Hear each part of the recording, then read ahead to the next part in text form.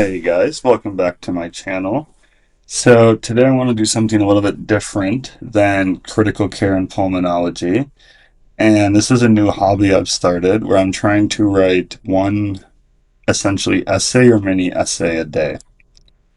And a big thing that I like to do in my spare time outside of medicine is pursue this kind of Renaissance type learning style or polymathic some people refer to, and one corner of that is Stoicism. And essentially, the other corner of that is reading books that were pre internet. So I think there's a lot of power of reading books before the internet came out. And I do believe, like, you look at science and physics and mathematics and all these things, it seems that 80% of all the framework of science was laid pre internet back when you had to use books or just actual real life studies and tests. So basically, in this, I wanted to talk about what it actually means to be logical or how the Stoics viewed the word logic. So, logic is a powerful word and concept, and it's often thrown around with many different contexts. The reason I am further exploring this comes from essentially the appreciation of Stoic wisdom and eventually how logic transformed into essentially a field of mathematics. So, the word logic originates from the Greek word logos and has a variety of translations, such as reason, discourse, or language. Traditionally, it has been defined as the study of the laws of thought or correct reasoning. And then formal logic is what they use in mathematical logic. Probably if you remember taking calculus, the three dots that stand for therefore.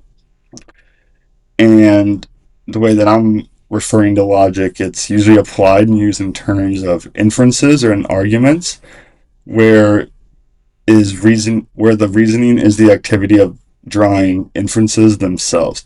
So that's a little confusing. Basically, logic is mainly interested in the arguments um, are correct, meaning that they support the conclusion. Essentially, logic is concerned with assessing the correctness of arguments. And you can see how actually studying logic or the laws of thought itself, I think, can help in every field of life, including academics and medicine. So, logic is basically like the word therefore. That's kind of an easy way that I view it. So, for example, if you do not work Sundays and it is Sunday, it therefore means you do not work. And these are what they mean by logical statements.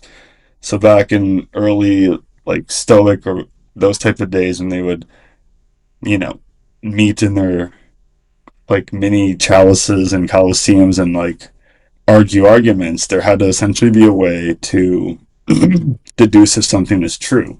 Because people can and do say things that don't have logic behind them. So basically, from the Stoics' view, the early main contributor of logic was Aristotle, who described it in the Organon and Prior Analytics, colloquially referred to as Aristotelian logic. And it was highly regarded in classical and medieval times, both in the Europe and Middle East.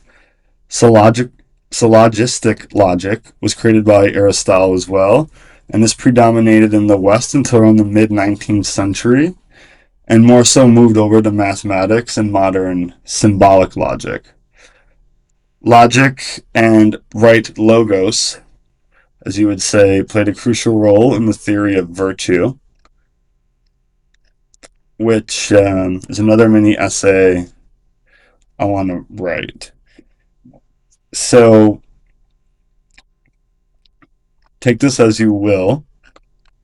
That was pretty confusing, but I just kind of wanted to share how I wrote a little mini essay on just a topic, anything that pops in your head. And these essentially can be strung into something bigger. So through just looking up logic through a couple of references, I found a lot of other stuff I didn't understand about Aristotle, how it's used in mathematics, So I'll try to explore that as well.